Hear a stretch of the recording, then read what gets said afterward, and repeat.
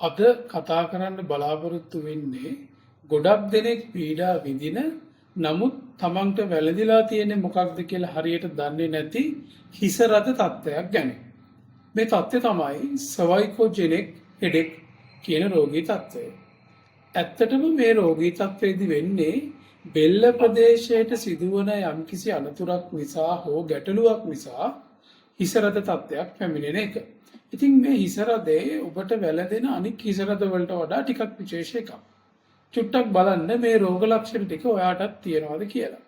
මේ හිස රදේ බොහෝ වෙලාවට ඔළුවේ වම් හෝ දකුණු එක පැත්තකට තමයි එක්වරක් හැදෙන්නේ. ඒකෙදී ඔළුවේ ඉදිරියේ ඉඳලා පිටුපසට මේ වේදනාව ගමන් කිරීමක් සිදු වෙනවා.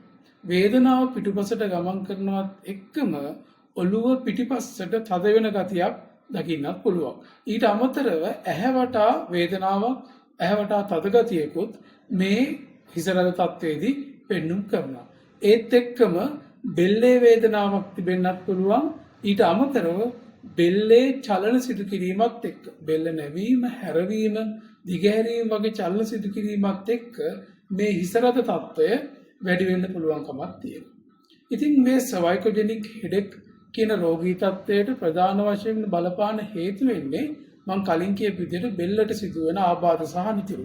ඒකෙදි බෙල්ල ආශ්‍රිත කොඳු ඇටපේඩිය විශේෂයෙන්ම ඉහළින් පවතින කොඳු ඇට 3 C1 ඉඳන් C3 වෙනකන් තියෙන කශේරුකා වලට ඇති වෙන ගෙවී යාම, ඩිස්ක් හර්නියේෂන් වගේ දේවල් මේකට හේතුවක් වෙනවා. බෙල්ල මාංශ පේශි වලට සිදුවෙන තැලීම්, ඉරියෑම් මේකට හේතුවක් වෙනවා. ඊට අමතරව බෙල්ලේ සම්පූර්ණ කශේරුකාවේ ගෙවී යෑම, කශේරුකාවේ ඇතිවෙන වෙන යම් රෝග නිසාත් මේ රෝගී තත්ත්වය ඇති වෙන්න පුළුවන්කම තියෙනවා.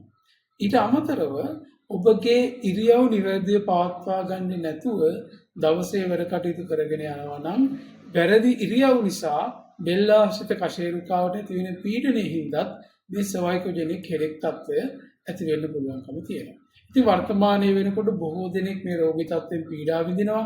මේක ඉරුවාරදය නැත්නම් ටෙන්ෂන් ටයිප්ස් හෙඩෙක් කියන අනෙක් රෝගات එක්ක පටලවා ගැනීමකුත් දකින්න ලැබෙනවා. ඉතින් මේ රෝග ලක්ෂණ ඔබට තියෙනවා නම් හොඳම දේ ඉරියව් නිවැරදිව තියාගන්න ගමන්ම ඉක්මන් වෛද්‍ය ප්‍රතිකාර වලට යොමු වෙන එක තමයි.